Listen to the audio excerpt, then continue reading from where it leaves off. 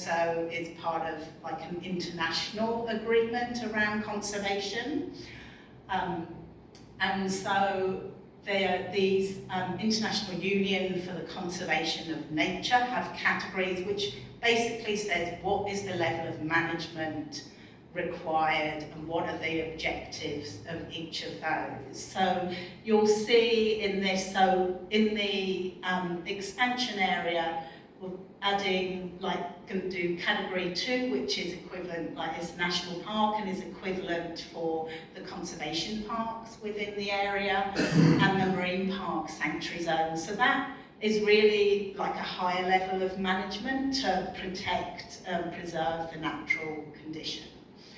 Then category 4 is habitat and species management, so that's equivalent to the marine park habitat zone, so that is the overlay on those. And that's primarily around protecting those, you know, benefit the ecosystem and the benthos. And so it's not as strict management requirements as the national park. And then 6 is the managed resource protected area. So that's what the existing IPA category is, and proposed that those Crown land parcels will be managed according to that. So that is still allowing use, sustainable use of that area, but the long-term objective is to protect the biodiversity and cultural resources. Slide. So just reiterating that the IPA doesn't like change the management, doesn't have the power to do that, but it does then, it needs to work in line with the existing kind of management. And one of the key things is that the coastal access strategy, which is still draft, once that's been finalised, that will actually guide the coastal access within particularly those Crown land areas. So the management will align with this, and in fact, very important around, still allowing beach access and make sure that it's done in a way that still, protects those areas so that people can still enjoy them, but that the biodiversity is protected. And particularly those dune systems, which are very important about protecting further inland and like helping to prevent erosion and things like that. So the IPA team is working with Council and the Landscape Board on how to do this in a way that still enables people to use those areas, but protects those really important and sensitive areas. So in the plan there's 9 kind of key areas, and so these are the 9 sort of programs the IPA team are looking at implementing. So you can see, obviously Narungga language and culture is really important. That's going to be quite a focus, as well as things like cultural site management. There's also going to be that land management, so managing weeds and pests in partnership with land managers, as well as fresh water. The visitor management is around that coastal access strategy, but also, visitors on the waters are working in partnership with marine parks as well. And then also trying to, use the IPA to develop economic opportunities. So I talked about things like tourism opportunities within the IPA as well. And so, so the IPA is very much about, working in partnership. So there's a management committee which is responsible for providing the direction and has oversight of the IPA management. And so that the management committee has representatives from Narungga Nation Aboriginal Corporation, Point Pearce Aboriginal Corporation, and the Aboriginal Lands Trust. They also obviously have to work with the funding body, so that's the Commonwealth Government through the Department of Climate Change, Energy, the Environment and Water, because they're the ones that oversee the IPA programme, and the National Indigenous Australians Agency that can provide that support for Indigenous ranger teams. And then along with that is the advisory committee. So these are the kind of key partners. And so you can see the 6 that have been identified in Yorke Peninsula Council as an important partner in that.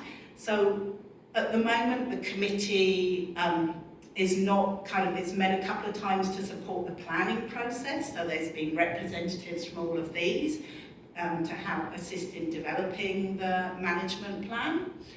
And it's not, but it will continue through implementation. So rather than have a meeting, quarterly or twice a year or something, there will be focus periods where there will be implementation of particular programs, and the idea is to bring the relevant partners together to meet and then do the planning on what are the activities that are going to happen on the ground and how you're going to check that things are working. So that's how the advisory committee will work, and then report back to the management committee on progress. Next slide.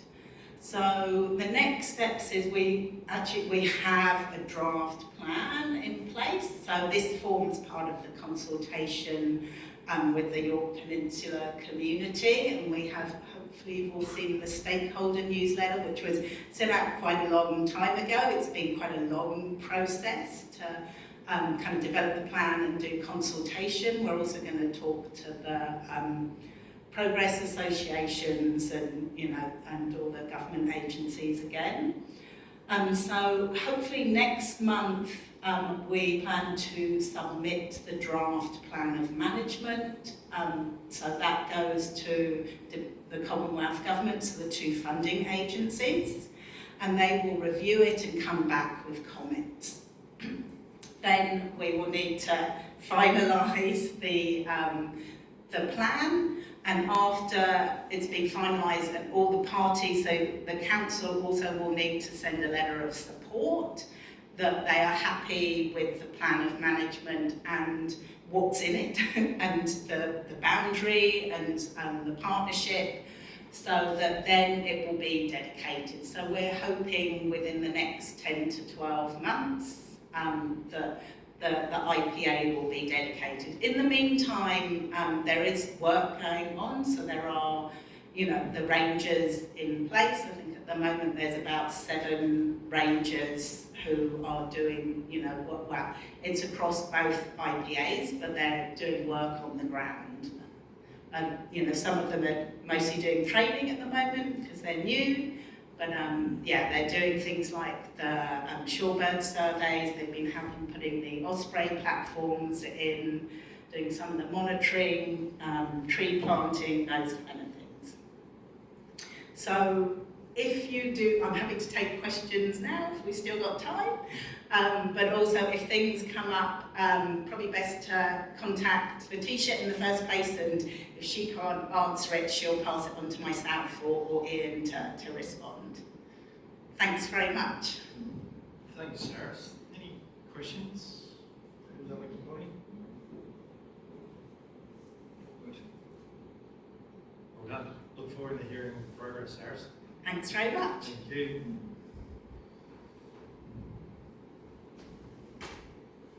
Okay. Dan, some fees and charges.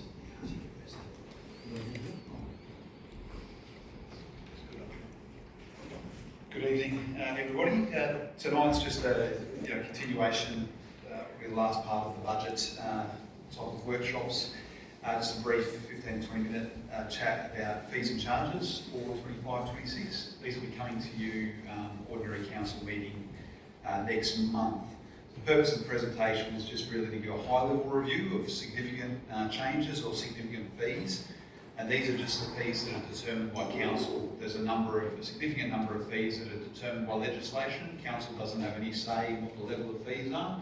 A lot of those are development type fees set by the state government. We're told what they are, and that's what we can charge. Whether that reflects cost or not, and often it does not. So often we bear the burden of the cost as opposed to the amount of income we bring in.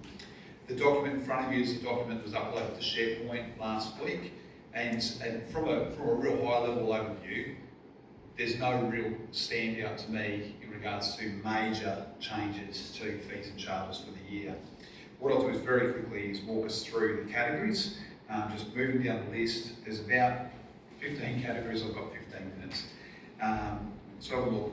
Animal control, what's the main thing to look at here? Animal control is dog barking collars, dangerous dog collars, animal kenneling, a lot of the ranger type activities, daily pound fees, dog bags, things like that. Low contribution to council's income, they're just small around the sides, mostly cost recovery, and largely across the board there's a CPI or cost reflective increases. No real major changes there. Where they creep up above CPI, it's often because we've chosen to round something, very small fees. The Art Festival, there's been no request for change on fees there this year for arts green hire, artist entry fees and commission on sale. Boat ramp permits, there's a number of boat ramp permits that we do. There's concessional permits, there's professional permits, and there's day-to-day ordinary person type permits. We know we've changed the system around ticket machines, so that fee has come out. But largely across the board is CPI type increases. There's a slight increase, a dollar increase dollar increase to the phone app fee, which has already been mentioned. Acknowledging that 10% of that fee does go to for the service of that online fee. Interesting to note, just as a big picture, stepping back, boat ramp permits bring in about $180,000 to $200,000 per year for council on the income side. What we're budgeting for next year, just on the depreciation side, so the decline in asset value of the boat ramps that we have in our asset register is about $220,000 per year. So the income coming in, so it's a subsidised fee. So general rate payers are subsidising those that use boat ramps and pay a boat ramp permit. It's just good to keep in mind that if we ever wanted that boat ramp permit fee to actually be completely user pays, we would need to look at increasing that boat ramp fee. In the coming year, the assets team, one of the tasks they're doing is looking at building marine and coastal assets register, a dedicated asset register to those assets, and that will bring in some additional boat ramps. So that cost figure is only going to increase. So just to note, it's a fee it's a service that council provides the community that is partially subsidised by the general ratepayer base. So just to keep in mind. So I know from time to time there is requests from various groups, why don't we get rid of boat ramp fees? Why don't we do that sort of thing? What would happen if we were to get rid of boat ramp fees? To replace that income, you need to increase rates by another 0.8%. So 3% rate increase next year. If you don't want boat ramp fees, you take it out. 3.8% increase. Everyone pays for it whether you use it or not. They're the sort of things we can talk about in earlier budget sessions in the future, if that might be something to look at. Caravan cut. Oh, sorry, any question on one? Just a quick question on that one. With the boat ramp fees, do we try to allocate the amount of income per boat ramp to that community, or is it really just spread out as we need it? Listen, it's an overall and spread out as we need it. In our new ERP system, we'll be better able to look at where costs are allocated for those sort of things on a location basis. But really, once you've put the asset in, you've really got to look after it. And so the boat ramp's not getting very much. If we wanted to look at rationalisation in the future, so does that community really need that boat ramp to be renewed? Or are we going to remove it because we don't get very much money for it? We can do some of that sort of exercises. But yeah, it's not really quarantined per area, and there are more popular ones than others. So yeah, we tend to stick to, if the asset management plan is saying we need to renew it, or there's a maintenance item that comes up maybe from a customer service request, and the guys have got to go out there. We've really got to go out there and fix it to make it safe or keep it going. Yeah, it just often comes up, or regularly comes up, that Port Vic is our busiest boat ramp, and it's the second busiest boat ramp on the peninsula to, I think, Port Hughes. And so their revenue, I think, is around $35,000 to $40,000 per annum, and they feel like they don't get the value back into their community and their boat ramp for what they receive. So that's just one bit of an issue that they tend to have. Yeah, thanks. Aware of that one. It is a bit across the peninsula and everything, isn't it? We've got so many small communities and a level of service we're trying to provide to each. It's really that decisions around level of service and how we equate that. They're good conversations to have, and they're hard ones for, there are some communities that we provide services to. If it was on a population basis, you'd say, well, you don't get a road and you can't flush your toilet, sorry. So there's some of those decisions that are hard decisions to make, and boat rents may be an area to look into, but I'm sure if the boat rent fees aren't paying for it, then the general population is already chipping in to look after that boat rent. Moving through, we have, so I'll flip the pages here, caravan parks and bush camping. I'll tackle them together. There's really not too many increases on those fees. So the team look at market conditions, what are being charged across the caravan parks in the area, looking at competition and how we sit in the market, and have really kept those fees. There's only a few CPI type fees and some corrections for particular cabins and whatnot. Caravan parks and bush campings are significant contributors to the income of council. Approximately $4 million worth of income across the caravan parks and about $3.2 million of operating expenditure, plus a further $450,000 in capital spend. So there is a return to council, $300,000 to $400,000 there, budgeted through the caravan parks for all that spending. And bush camping is bringing in about $450,000 of income, with costs relatively around that $370,000 to $400,000 sort of mark. So there's nuanced changes in those fees. So they do provide a return back to council, but obviously they have assets that need to be renewed, particularly for caravan parks, things to be upgraded, because you're competing with the caravan park down the road or in the next council area, and so to have the newer and well unkept things is important. And we know that speaks to development strategies and things like that, other things that council are looking at. Cemetery fees, very low contribution to income, around $25,000 per year. The costs, including depreciation, around $75,000. So the fees brought in through internment rights, what you pay to lease a plot or to intern your ashes, is below. So it is helped along by general rates. There's really just the CPI increase to those fees. I know we did a little bit of comparative work a while back. We were far below some other councils, so it may be a space to look at in the future. And an adjustment to fees just around social awareness, issues like reductions to fees for children that passed away under the age of 1 or stillborn, and I think that's a fantastic thing personally to include in there. So there are the changes there. Yeah. Just on that, one council down the southeast just recently is debating about reducing or excluding fees for children that might have passed from the age of 15 and under. So I was going to actually ask the question about what we do here. So you mentioned about under the age of one. Would we consider expanding that to children perhaps under the age of 15 or 16?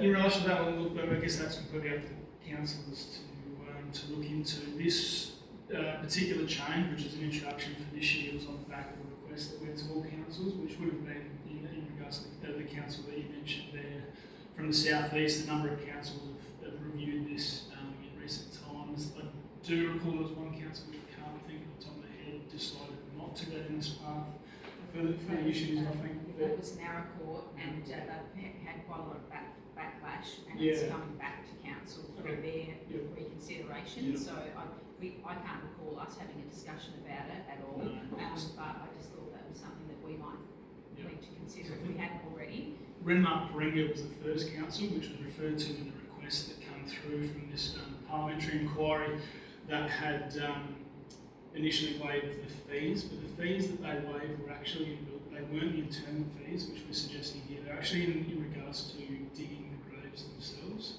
which is not a service that we provide, so it's not a fee that we're able to waive, obviously. So look, yeah, you could certainly look at extending it out. I guess, again, this change is really in regards to this inquiry into stillborns and that age bracket, but completely up to council. I mean, you're clearly widening the number of waivers that you would be looking at should you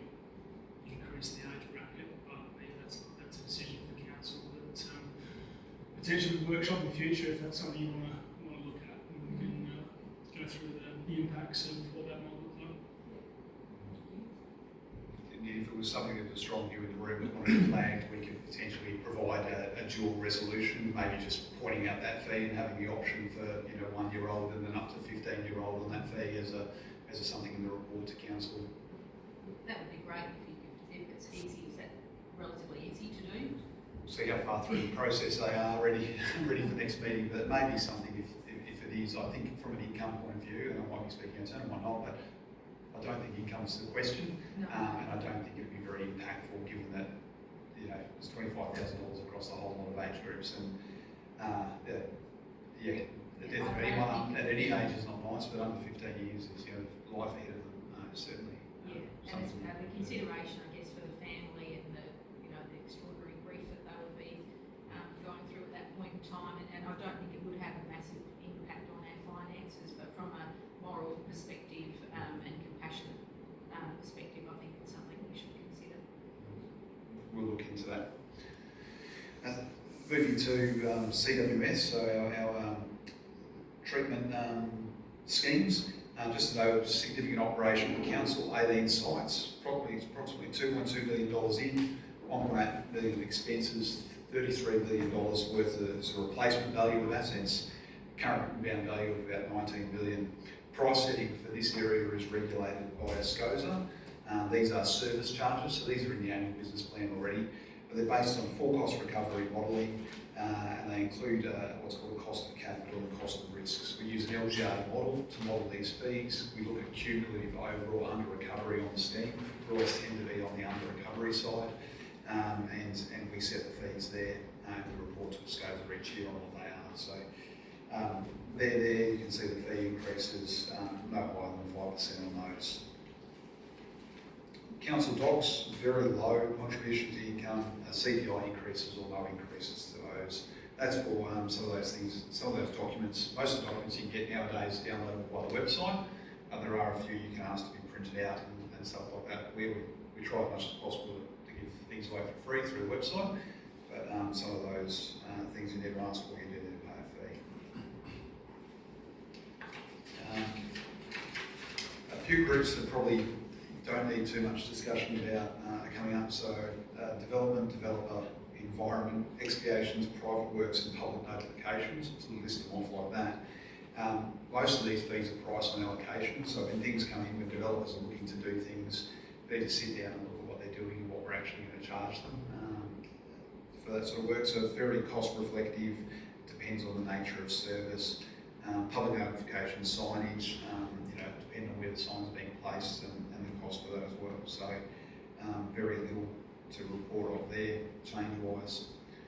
As we work through animal registrations, the guys at Dustin's team do bring the animal registrations to council early in the year because they want to be ready to go for July 1, and they were passed a council resolution in the March meeting, so there's no changes from that March resolution. Yeah. So with the standard dog and working livestock dog, both $47, the pension concession rebates that apply just next to standard dogs, for standard and non-standard dogs, is that also applicable to working livestock dogs? Am I making sense? Oh, sorry. Sorry. That might be better. Yeah, so down where it has standard dog, as in both desex and microchipped, and then there's like additional details, pension concession rebates may apply for 50% of the applicable fee, blah, blah, blah, blah. And the cost of the standard dog and the working livestock dog is the same, $47, yes? Does that concession apply for pensions with the working livestock dog? This is my question.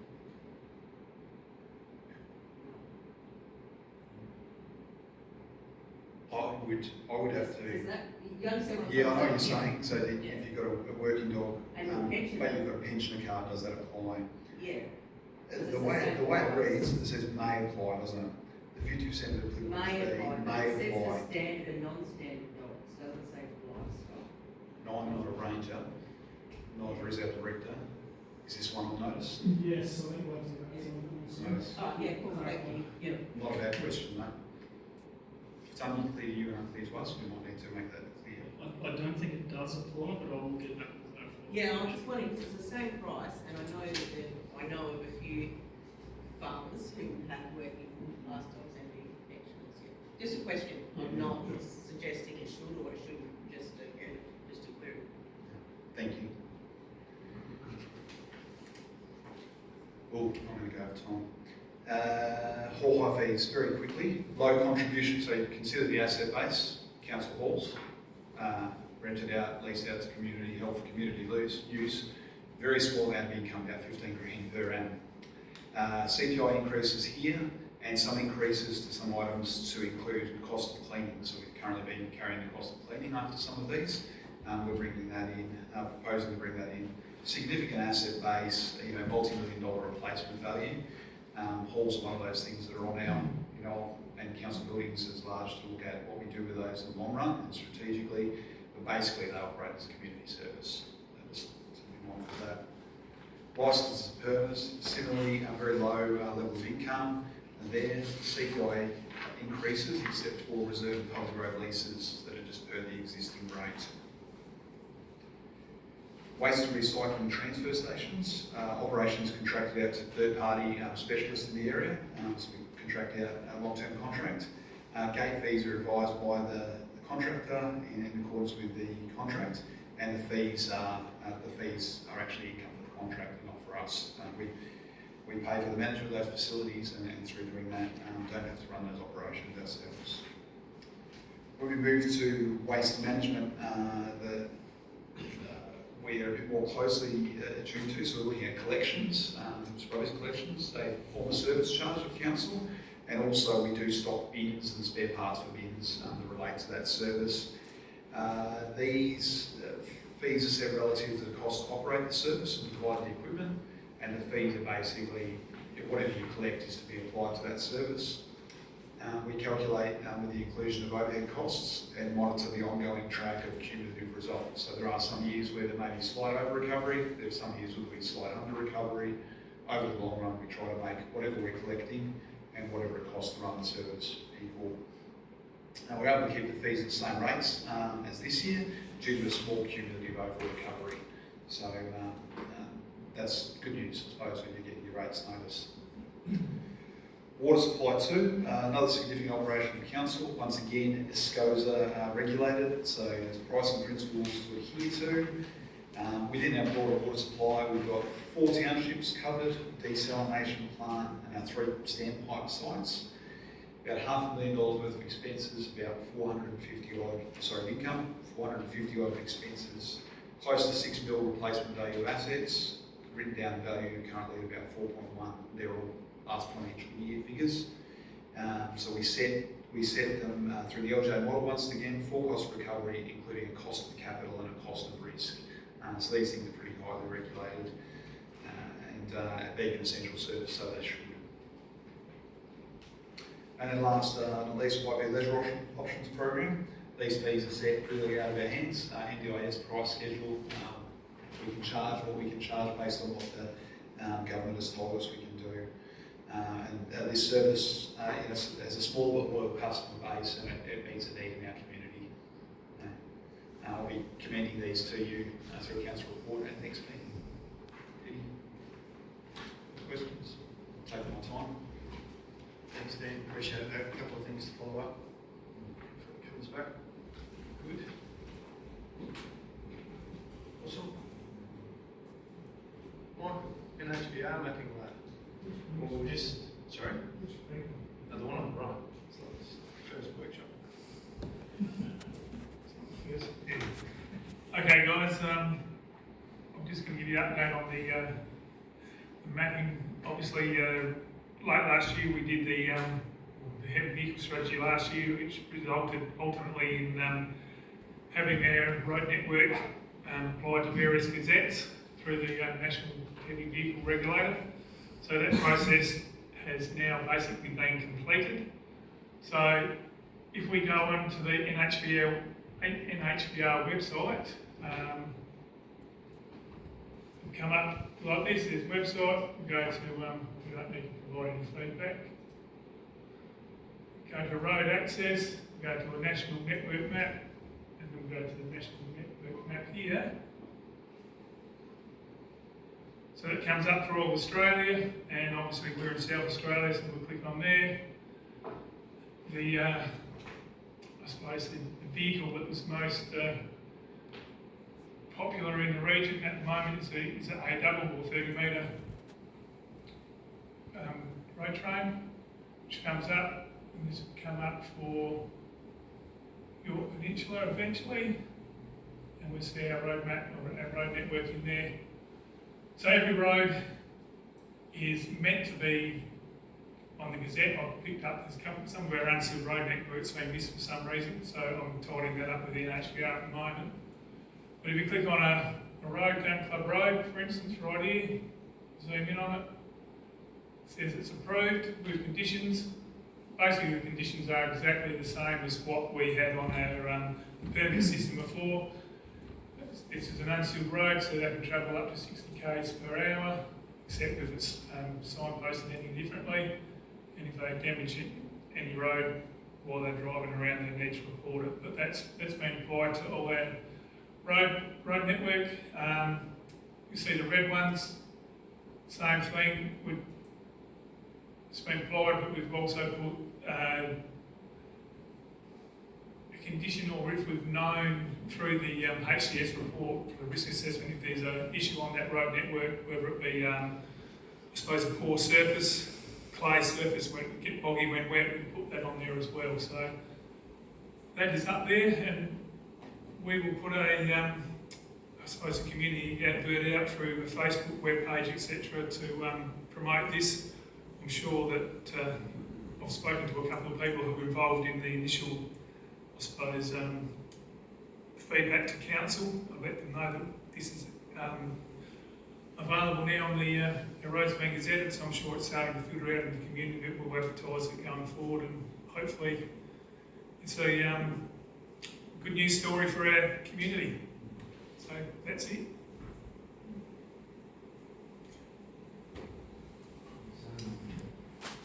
Thanks, Michael. The white roads, like looking at that, you've got Mount Grant Road. What's the story with roads like that? Yeah, well, that one should be actually green. For some reason, some of the roads obviously haven't transferred properly when the NHBR updated it. So I only just picked this up in the last couple of days, so I'll get back to them and get them, because they should be, if I can zoom out, like these ones here, they'll just be come up approved. So we'll just tidy that up. So there's a few of our sealed roads. Every other road is done, but there's a few of our sealed roads for some reason. I don't know why, but we'll tidy that up. Marion. Yeah, so we'll tidy that up. Well, we are tidying it up with NHBR at the moment, so it should be a very quick process with them just clicking on a layer and approving it. All questions? What council's done, I reckon, is fantastic. What did, they want shooting. This whole process is going to blow up in Dit's face. I had a phone call from a farmer yesterday who has basically been running 30 metre A-double 5 years, and is basically now landlocked on his property. Because Dit have looked at every intersection that where our council roads hit a Dit road, if it's less than 90 degrees, no turning. So what's that mean? Like they had better access when they had a permit, and now they've done that. So I'm going to be speaking directly with the people that did that presentation and suggest that they contact GPSA, Charter and DIT and say, what have they done? Because council's done a fantastic job at this, and we've been screwed over by DIT. Now, the people that are in DIT now, the majority of them jump ship to NHBR when NHBR became available, so we are dealing with university pen pushers in DIT that have no idea. And the freight task will still need to be done. So somehow, if you just pick an example, zoom in on one of those diamonds if you don't mind, for those people that aren't familiar with this. So that intersection there, it will tell you the driver must not turn right from Minlacowie Road. Now, Minlacowie Road is a classic because from there they will be going to Port Giles through Minlaton, and now they can't do it. And the entirety of our council area is covered with those diamonds. And it's nothing council's done, it is DIT. So what do we do about it? We, as a council, surely need to provide some sort of feedback to DIT.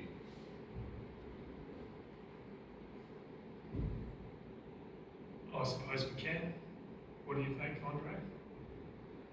I mean, it's their road network, it's not ours, it's their, but we can. Look, at the end of the day, this is their desktop assessment, right, as to what they believe is a safe and appropriate approach. Now, what people did in the past, right, to navigate probably an acute angle intersection, what would they do? Council? They'd hang a right, but they'd probably go really wide and they'd occupy part of the road, full road, to get around the corner, and that's how they would do it. I'm presuming that DIT is saying, no, that's not a good idea. So we're going to place a restriction until such time as, you know, we've either got the room to move, or maybe there's some other issue there. It might well be that there just isn't the sight distance. It might be the geometry, for all I know. But this is their desktop assessment. So look, there's nothing wrong with council, or should I say, it probably should not come from council. I think it's better off coming from the industry, road users. If you honestly feel passionate enough about, you know, having used a route for the last 5, 10 years, say the last 5 years, and you've navigated it safely, this is how you deal with things. And look, what DIT has now instituted is a restriction that effectively limits your business and imposes a whole lot of extra costs for what? I think that's something that you put your hand up for.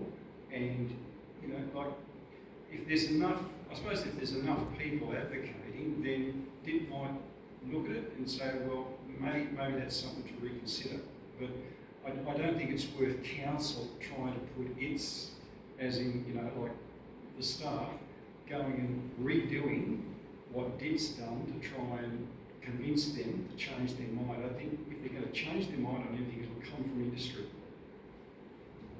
So the procedure, the way it stood before, is if an operator wanted to use a particular road, we applied to NHBR.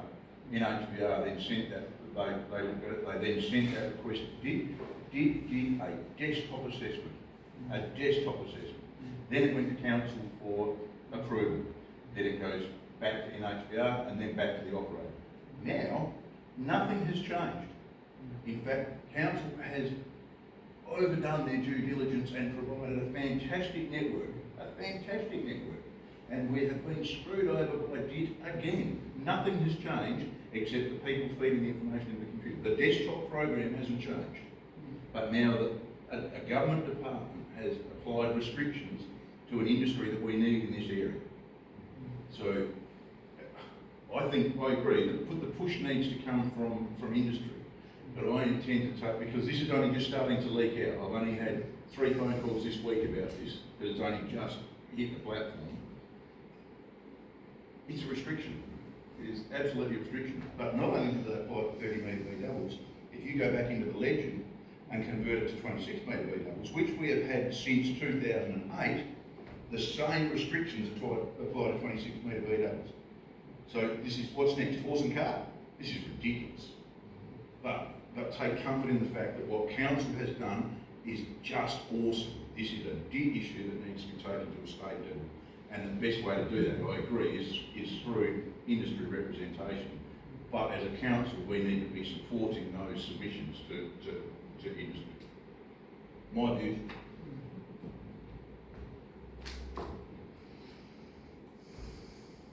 Thank you all.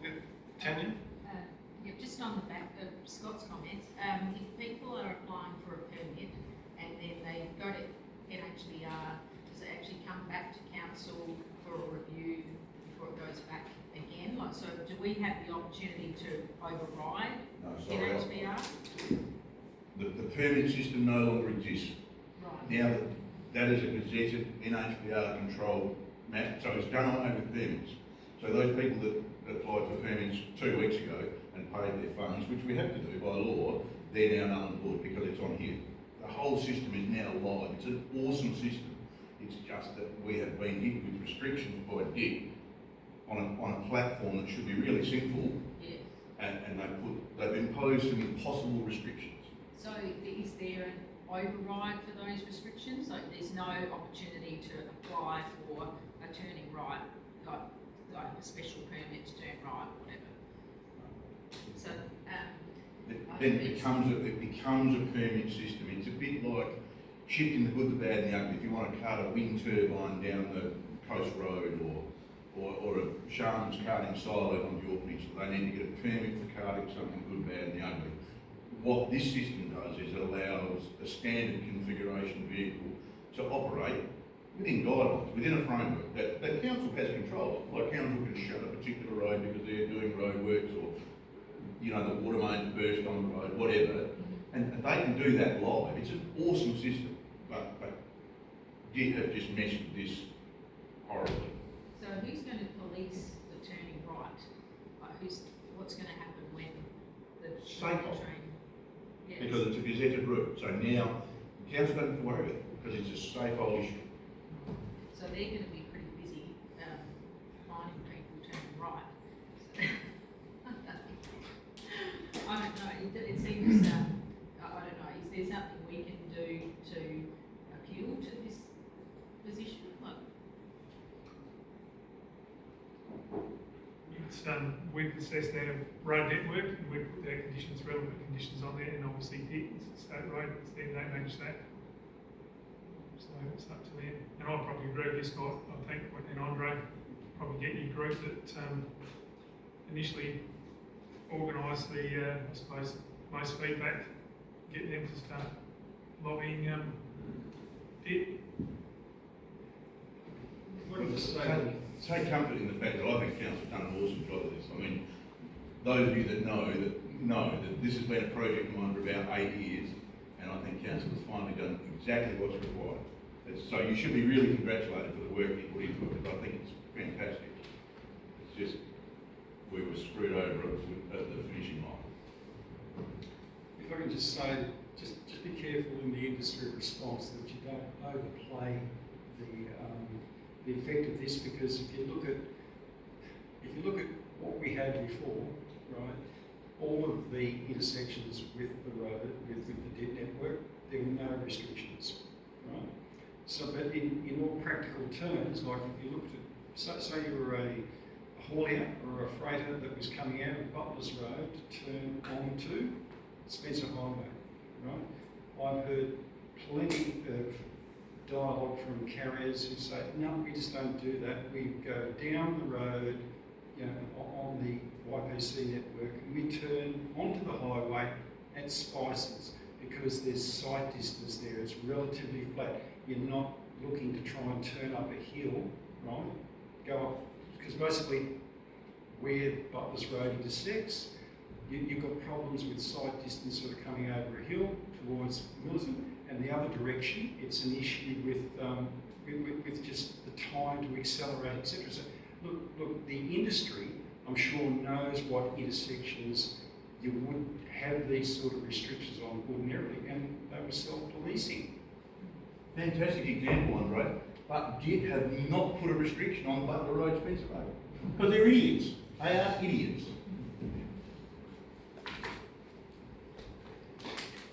I think what it highlights is, as this becomes more in use, more of these will be identified, and therefore the voice of many will obviously take weight. And from a council's perspective, we're happy to lend a hand wherever we can, if that assists. I think that's all we can do. I think so. As a council, is offer support to our local industry. Indeed. Thank you. But, Good job. Fantastic job for the council. Been a lot of work in progress. Yeah. Thanks, Michael. We'll move on to next item. So, make safe of jetties. So, Andre and Ian.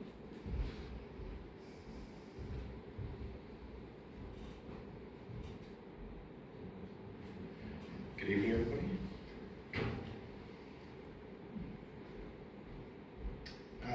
So yeah, probably a bit of a fitting presentation given the recent storms that we've had and the news today that There's been 3 jetties lost over on the south coast. Rove, Kingston and Normanville jetties have all been either split in half or no longer exist.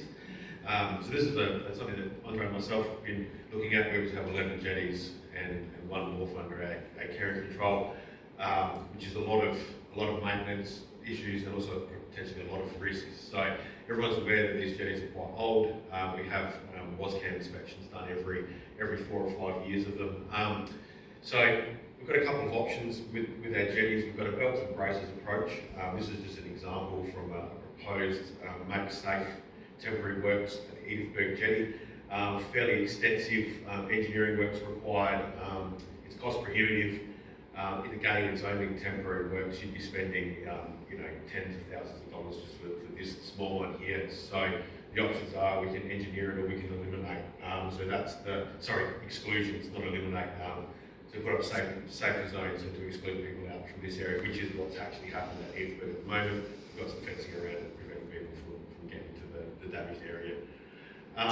So what we're sort of proposing is a typical, low distribution panel. It will act similar to a gangway. It's going to be basically some 4x2 timber, 18 to 20 plywood, which we will use to span areas of where we've got potential issues with condition 6 and 7 WASCAM rated pole groups, crossheads, areas where you sort of don't want to get overloaded with people sort of congregating around and standing. So we've got a couple of different this is just a planned down view of it. So we've got some consecutive pole groups here that are not in the greatest condition. We'll go from the good pole group to the good pole group. I will put some temporary fencing along here and here, which will exclude people from sort of here and funnel them across down the good parts of the jetties. Likewise, if we've got a situation here where it's just on one side, we will minimise from a good pile to good pile, and we'll just exclude. We wouldn't use a low distribution panel in this one. We would simply send people around this side of the pile group. So Port Victoria. So this one here, we'll be putting in some restricted access on the northern side here. We've got a group of piles that are not in the greatest condition. So we'll be putting some temporary fencing up to stop people from here and sort of encouraging them to move their way through here. This top corner here, we've got a few issues with the piles here, so we'll be cordoning off this section here and preventing access to the corner. And we'll be putting a load panel across here to get them down to the end of the jetty here. Marion Bay. We've got some issues. Now I just want to cover this picture that I'm using, this is our internal documentation. So the numbers and the colours of pole groups may not correspond to what I'm actually demonstrating, but it's from the WASCAM reports, which is the latest information we've got. So we've got a little issue with the staircase here. So the easiest option for Marion Bay is we're going to cordon that off and stop access to that staircase. Point 10 jetty. Again, we're going to have to exclude people by bundling the tent fencing. We've got a fairly large area of poles down here, so we're going to be pretty much just excluding people from this western side of Point Turton jetty, keeping them onto the eastern side.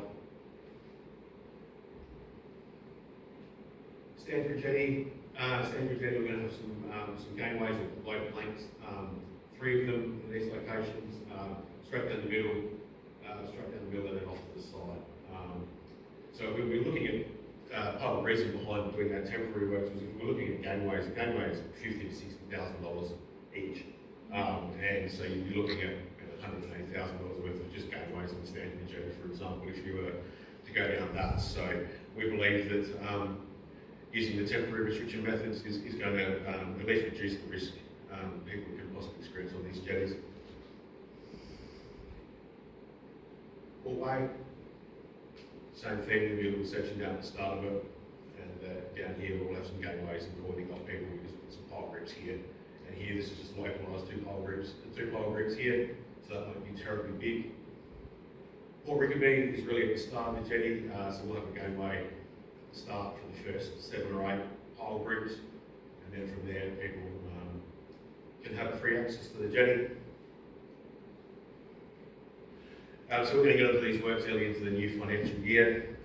We've got some significant jetty works, which which is sort of taking up some contractors, so if we can sort of minimise the risk to users of the jetties in the coming months and years, then yeah, that's good for everybody. So temporary fencing will be used to exclude, we won't use bunting, people will just pull down bunting and walk around it, same with flagging. Temporary walkways will be constructed in select locations of the jetties. And at the end of the day, we can only do so much. So this is the Port Vincent jetty. It's blocked off with 4 pieces of temporary fencing, which is secured with winding clamps. And I believe it's locals, and this young lad here was seen once climbing around the outside of this fishing rod in his tackle box. So we hope that this sort of doesn't happen on the jetties, but we can only sort of do so much. So happy to take questions on this one.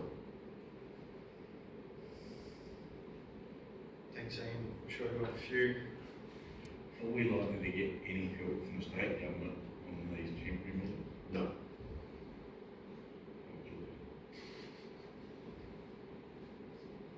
Jetties and wharf are a very big issue. And considering what's happened around the state too, it's the spotlight on it is only increasing. So we're doing all that we can with our discussions with the state regarding funding, and maybe Andre can provide some further update on that. But it is, I mean, we've got 11 of these beautiful things sticking out there in the ocean, but they do take some maintenance. Yes, and we know that, look,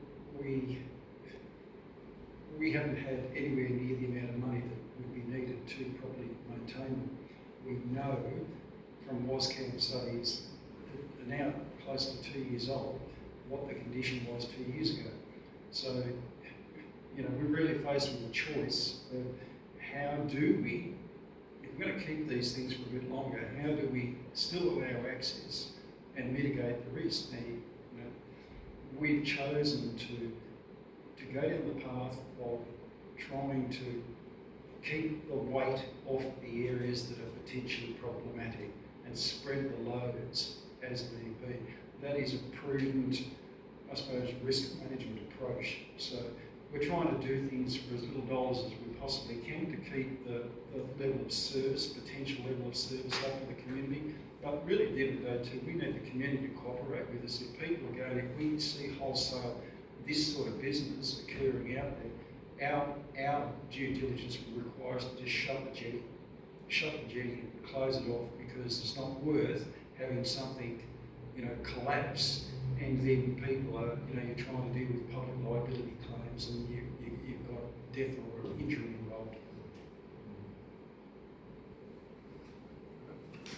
Ian, how will this go with Port Victoria? That they've got their big celebration coming out, I think, next year. So how will it be done before that? I would like to think so, yes. Yes, I'm still yet to actually see anything from Port Victoria about their proposal.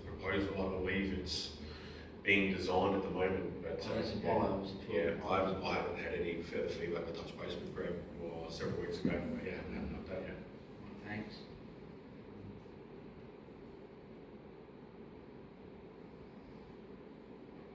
Thanks, Ian. Anything that's popped up in the last 24 hours worth noting? No, the jetties weathered the storm quite well. We've just had a few loose boards on Rickaby Jetty, which have since been fixed, and I haven't had anything reported back about the Port Victoria Jetty. Everything on the western side also has held up.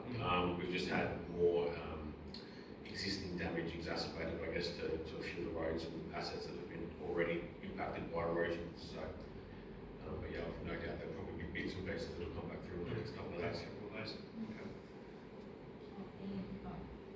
Thanks, Ian. Yeah, I went to the Port Vic progress meeting on Tuesday. So there's no further damage to the jetty, but there are some piles that are apparently swinging under the jetty. So I don't know whether you addressed that with Wendy when you went on your tour around the place. And then in terms of their celebrations, I think you're aware that they've got, I think they're waiting on an engineering report to put some, Correct. Yeah. what was that? Sorry? 12 pilots. Well, not replacing No, the it's jetty outside of the jetty, for a berthing sort of Yep. thing. So are you waiting on them for some more detail for that? I need to see the design of that because it needs to be, we need to see the design of that. Yeah, so you need information from them? Correct, yes. Okay, well, I'll follow them up on that. We had already fixed, the pontoon last time there was a storm through, and that same damage has happened again. Oh, okay. So the Yep. walkway is lifted or whatever, it's like a Yeah, there's a bit of plate flap or on there. something. So, Yeah. they've suggested that maybe we could look at making it, replacing it with a heavier plate or something that might be more durable, so we don't have to keep fixing it. Okay. But whether that's possible, I'm not sure, and I don't know what the cost of that would be. And then obviously there's a bit more erosion around that, foreshore area near the toilets, but nothing of major, substance than from last time. I'll just have a look at the jetty and the boat and see what we can do. Okay, thanks, Ian. Thanks, Ian. If there's no other further questions, we'll now go into the confidential section of the meeting. So we'll ask the